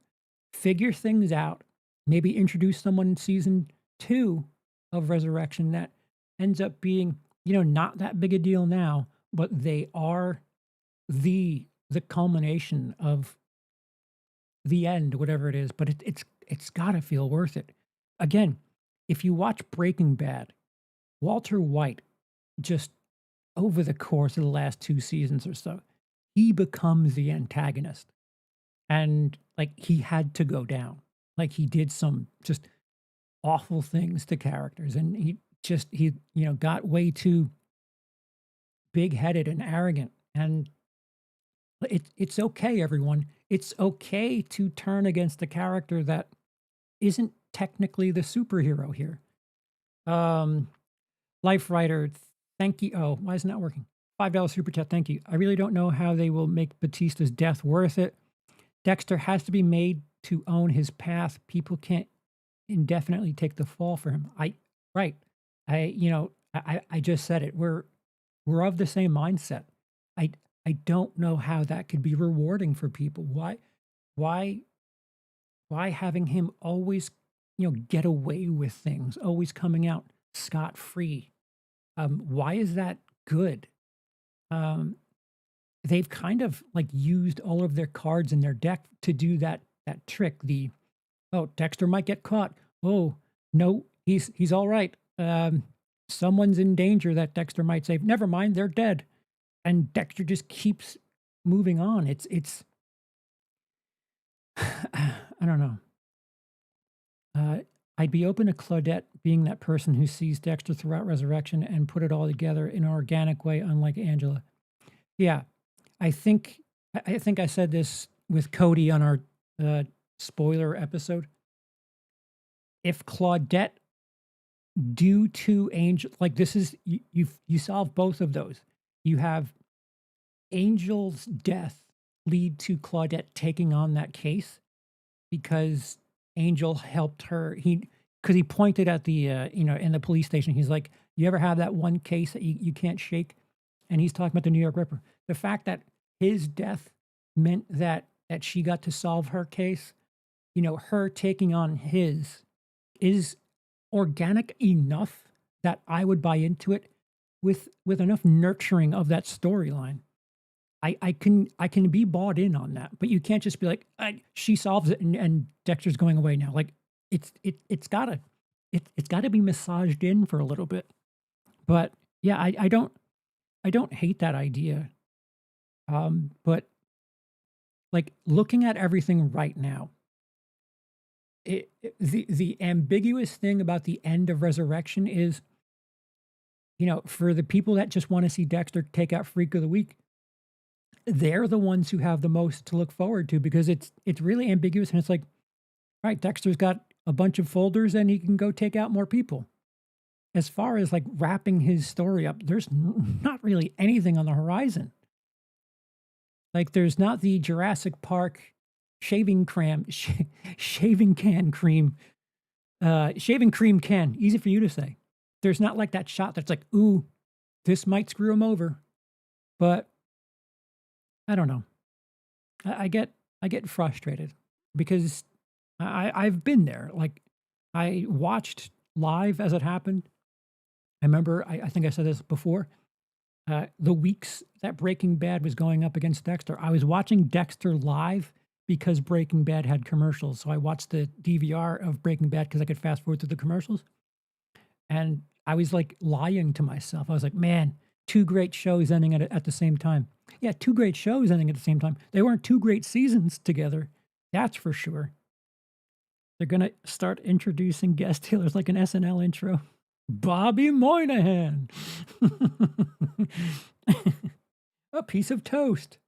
Yeah. Well, anyway, we have 20 episodes left. I'm like, it's very hard for me to think about these things, but I like there's ones that I would figure to be in the top 20 that I haven't seen yet. So as much as DJ is a fan of season 5 for some reason, it seems like some of the things that would be expected are coming up. I just need to see Dexter have a conversation with Quinn and Quinn confirming he knew and agrees with what he does. The mystery box needs to be open. I don't hate that. Garmin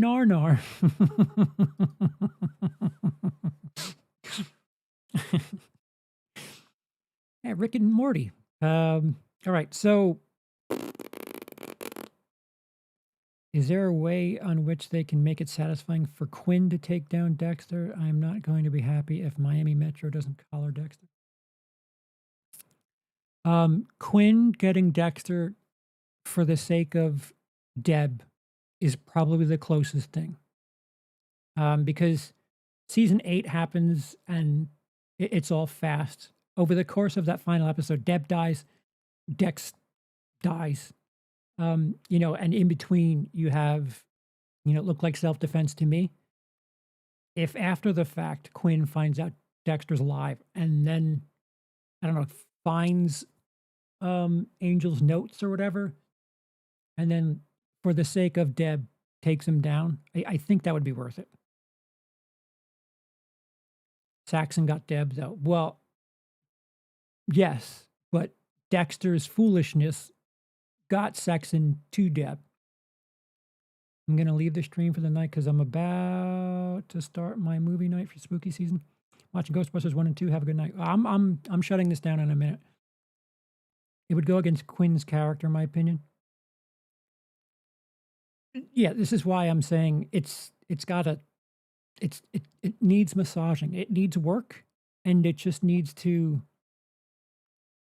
I don't know. It can't be done in 2 episodes. It's got to be, a full season of getting that storyline. Drip feed us that storyline and get it done. All right, guys. So, click like if you're watching this after the fact. Let me know how you feel so far of any of the rankings. Did anything stick out? Subscribe to DJ. His videos in the description. If you haven't liked it already, like it again. Have I said to like the video yet? Comment, subscribe, all that fun stuff. We'll see you again for the last 20 of every episode Dexter Ranked. Doodles.